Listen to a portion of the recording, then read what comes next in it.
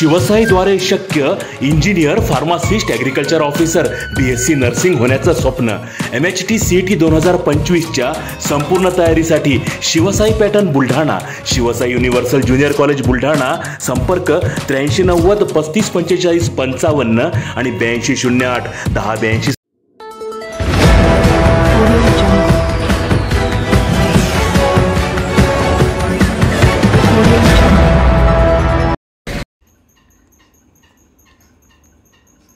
संत मुक्ताबाईंची पालखी आज बुलढाण्यात मुक्काम करून उद्या होणार मार्गस्थ. संत मुक्ताबाईंच्या पालखीला पंढरपुरात प्रथम प्रवेशाचा मान. पालखीचे 318वे वर्ष. आषाढी एकादशीच्या वारीसाठी श्री संत मुक्ताबाईंच्या पालखीने 6 जून रोजी कोथळी मुक्ताई नगरातून परंपरेनुसार जुन्या मंदिरातून पालखी पंढरपूरच्या दिशेने मार्गस्थ झाली आहे. टाळ, मृदुंग आणि हरिनामाचा गजर करत आज पालखी बुलढाणा येथे मुक्कामी असणार आहे. सकाळी पूजन झाल्यानंतर पालखी पंढरपूरच्या दिशेने प्रस्थान करणार आहे. संत मुक्ताबाईच्या पालखीला दरवर्षी आषाढी एकादशीला विठ्ठल रखुमाईच्या मंदिरात प्रथम प्रवेशाचा मान मिळतो. संत मुक्ताईंच्या दिंडीला 3 शतकांपेक्षा अधिक वर्षांची परंपरा लाभलेली आहे. दिंडीच्या या वर्षीचे हे 318वे वर्ष आहे. आळंदीतून निघणारी संत ज्ञानेश्वरांची दिंडी, देहूतून निघणारी संत तुकोबांची दिंडी एवढेच महत्त्व जळगाव जिल्ह्यातून निघणाऱ्या संत मुक्ताईच्या दिंडीला आहे. संत मुक्ताईंची दिंडी खानदेश, विदर्भ, मराठवाडा तसेच पश्चिम महाराष्ट्रातून मार्गक्रमण करीत 28 दिवसात तब्बल 1600 किलोमीटरचे अंतर कापत आषाढी एकादशीला पंढरपुरात दाखल होते. तत्पूर्वी वाखरी येथील रिंगण सोहळ्यात संत मुक्ताई, निवृत्ती तसेच ज्ञानेश्वर ह्या बहीण भावंडांची भेट घडविली जाते. यावेळी संत मुक्ताईला साडीचोळीचा आहेर भावांकडून भेट दिला जातो.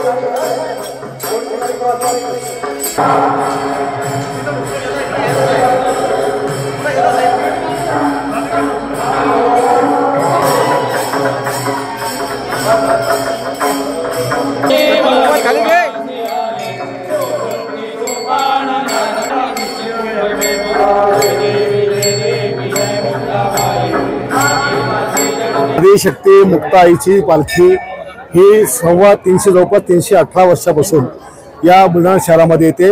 हे आमचं जे मंदिर आहे हे पुरातन 350-400 वर्षापूर्वीचं मंदिर आहे, ज्याचा जीर्णोद्धार मी आताच केला आणि वारकऱ्यांची व्यवस्था नसते म्हणून हे मंदिर उभारलं आणि वारकरी भवन देखील उभारलं. आज ही पालखी 6 जूनला त्या ठिकाणी निघते आणि आषाढी एकादशीला पंढरपूरला त्या ठिकाणी पोहोचते.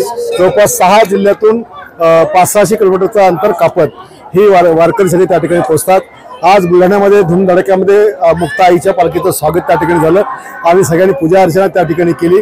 वारकऱ्यांची सगळ्यांची रात्रीची निवासाची व्यवस्था, सकाळची नाश्त्याची व्यवस्था, रात्रीच्या जेवणाची व्यवस्था, उद्या दुपारच्या जेवणाची व्यवस्था ही देखील सगळी या ठिकाणी केलेली आहेत. आमचे वडील आणि ही सगळी विश्वस्त मंडळी आधी करायची, आता ते काम आम्ही या ठिकाणी पुढे करत आहोत. मी खूप खूप धन्यवाद देईल सगळं वारकरी या मुक्ताईच्या संस्थानाला. आणि आई मुक्ताईची प्रार्थना करेल की जेवढे वारकरी त्यांच्यासोबत जात आहे कोणाला कुठलीही इजा न होता सगळेच्या सगळे हे चांगल्या स्थितीमध्ये चांगल्या आरोग्य असताना आपल्या घरी पोहोचावे, कोणाला इजा होणे ही देखील प्रार्थना करतो. आदिशक्ती मुक्ताबाईंचा पालखी सोहळा 6 जूनला श्री क्षेत्र मुक्ताईनगरहून प्रस्थान झाला. जळगाव जिल्ह्यामध्ये 2 दिवसाचा प्रवास करून बुलढाणा जिल्ह्यामध्ये तो जवळजवळ 8 दिवसाच्या प्रवासाला असतो. जालना जिल्ह्यामध्ये जवळजवळ 4 दिवस, बीड जिल्ह्यामध्ये 7 दिवस आणि धाराशिव या जिल्ह्यामध्ये 4 दिवस आणि सोलापूर जिल्ह्यामध्ये 4 दिवस असा 30 दिवसाचा प्रवास करीत हा पालखी सोहळा आषाढ महिन्यातील 9मीला पंढरपूरला पोहोचणार आहे. दशमीला सर्व संतांच्या दिंड्यांना सामोरं जाणार आहे. श्री क्षेत्र मुक्ताईनगर ते पंढरपूर या प्रवासामध्ये 600 किलोमीटरच्या प्रवासामध्ये 6 जिल्ह्यातील प्रवासामध्ये बराचसा आणि आगळा वेगळा हा पालखी सोहळा आहे. जाताना गोदावरी स्नान आईसाहेबांना जालना आणि बीड या जिल्ह्याच्या बॉर्डर होते आणि बीडमध्ये मुक्ताबाईंचे जे आजोबा आहेत गोविंदपंत त्यांची भेट होते आणि असा वैशिष्ट्यपूर्ण पालखी सोहळा सर्व संतांमध्ये श्री संत म्हणून उल्लेखनीय असलेला महाराष्ट्रातील एकमेव पालखी सोहळा जो सर्वांच्या आधी निघून सर्वांच्या आधी पोहोचून सर्व संतांच्या सोहळ्याला सामोरा जाण्याचं भाग्याच्या सोहळ्याला लाभलेला आहे तो आदिशक्ती मुक्ताबाईंचा हा पालखी सोहळा.